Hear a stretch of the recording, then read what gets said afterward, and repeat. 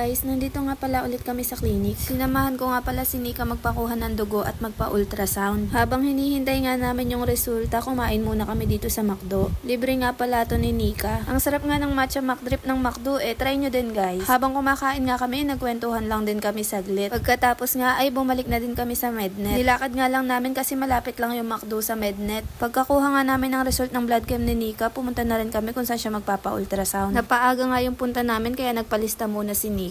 Habang hinihintay namin yung mag-ultrasound, nagkwentuhan muna kami saglit. Pagkakuha ng result, pumunta naman kami kung saan nagpa-check up si Nika. Kaso pagkadating namin, nakita namin sarado. Nagmerienda nga rin muna kami ng kikiam bago kami umuwi. Kinabukasan na nga to nung binalikan namin yung OB ni Nika. Sinama ko na nga rin pala yung pinsan ko kasi sure na hindi na naman ako makakapasok sa loob.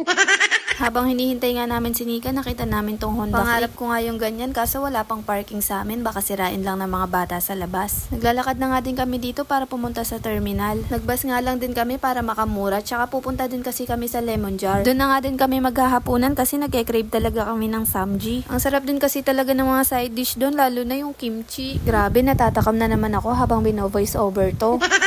Dito nga pala nagtatrabaho si Justin and siya yung nag-aasikaso sa amin. Nung na-serve na nga lahat, nagsimula na kaming magluto at kumain. May naisip nga kaming content kaso nahihiya si Nika kaya hindi na namin tinuloy.